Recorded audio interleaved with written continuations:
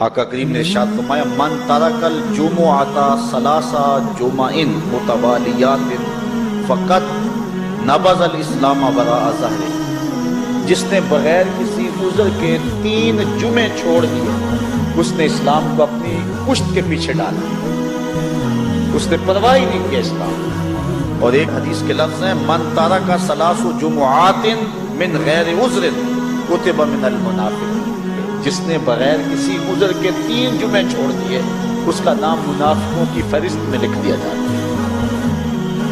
اور ایک حدیث کے لفظ اس حوالے سے ہے من ترک ثلاث جمعین تہاونا بہا طبع اللہ علی قلبہ، جس نے سستی کی وجہ سے 3 جمعے چھوڑ دیے تو اس کے دل پر اللہ غفلت کی مہر لگا دے۔ یہ وہ بد نصیب شخص ہے کہ جو نماز جمعہ چھوڑتا ہے۔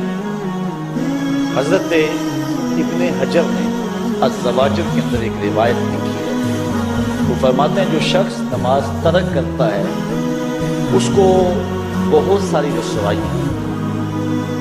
وقت اتنا طویل نہیں ہے کہ ایک ایک چیز کو تفصیل سے بیان کریں۔ وہ کہتے ہیں پہلی بات تو یہ ہے کہ اس کی عمر میں برکت اٹھا لی جاتی ہے، دوسری بات اس کے چہرے سے صالحین کا نور اتار دیا جاتا ہے، تیسری بات وہ کوئی بھی عمل کرے اس کا ثواب نہیں ملتا اس کو، یہ دنیا پر اس کو سزائیں۔ چوتھی سزا دنیا پر اس کو یہ ملتی ہے اس کی دعائیں قبول نہیں ہوتی، اور 5ویں سزا اس کے لیے یہ ہے کہ اس کے لیے جو نیک لوگ دعا کرتے ہیں ان دعاؤں کا حصہ اسے نہیں ملتا۔ مومن نیک سحری وقت اٹھ کے دعا مانگتے اللہ پوری امت پر کرم کر دے، تو یہ بھی امت میں شامل ہے۔ دعا اللہ والے کی تو قبول ہوئی لیکن اس کا حصہ نکال دیا، اس کا حصہ نیک لوگوں کی دعاؤں سے نکال دیا۔ اور جب وہ مرنے لگتا ہے نزا کے وقت 3 اس کو سزائیں ملتی ہیں، ایک تو بھوکا مرتا ہے، دوسرا پیاسا مرتا ہے، تیسرا ذلیل ہو کے مرتا ہے۔ اور قبر کے اندر اس کو 3 سزائیں۔ حضرت امام ابن حجر کہتے ہیں ایک تو اس کی قبر تنگ کر دی جائے حتیٰ کہ ادھر والی پسلیاں ادھر اور ادھر والی پسلیاں ادھر، دوسرا اس کی قبر میں آگ ڈالی جائے، جو اللہ کے حضور نہیں جھکتا اس کی قبر اس لائق ہے کہ اس میں آگ ڈالی جائے، اور تیسری اس کے اوپر ایک اژدہا مسلط کر دیا جائے گا جس کا نام ہے شجاع الاقرع، اور جب وہ ڈنگ مارے گا تو 70 گز تک وہ شخص زمین میں دنس جائے گا اور وہ مسلسل یہ ڈنگ مارے گا۔ اور کہا کہ 3 سزائیں اس کو حشر میں پہنچیں گی، ایک تو اس کا حساب سختی سے لیا جائے گا، اور جس کا حساب سختی سے لیا گیا وہ بچ پائے گا، حساب سے بچے گا وہ جس سے اللہ صرف نظر کرے گا۔ اللہ اکبر۔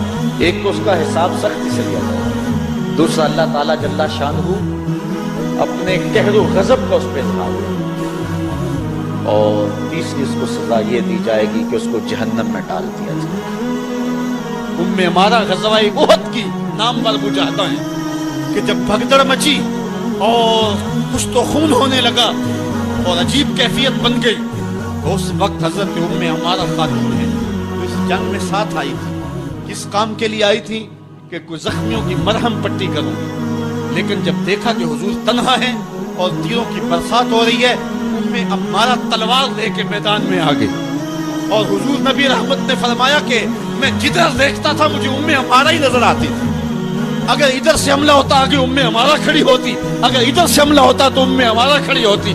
میں کہتا ہوں ام عمارہ تیرے نام پہ میری نسلیں قربان، جس نے محمد عربی کی آبرو کا پہرا دیا۔ ایک منگول سردار عیسائی ہو گیا، اس نے ایک عیسائی پادری کو بلایا اور کہا کہ اپنے مذہب کی تبلیغ کر تاکہ کچھ لوگ اور بھی ہمارے ہم نوا ہو جائیں۔ اس نے قسم پرسی کے سالم میں کہ اب کوئی شخص نہیں ہے جو اسلام کا نام لیوا ہو، تو اپنے خود سے باطنی کا اظہار کر دی اور پیغمبر حسن و جمال حضور نبی رحمت کی توہین و تنقیص کا آغاز کیا۔ ابن حجر نے لکھا ہے کہ ایک کتا تھا جو خیمے کی چوب کے ساتھ بندھا ہوا تھا، جب اس نے توہین کا آغاز کیا تو اس نے بھونکنا شروع کر دیا۔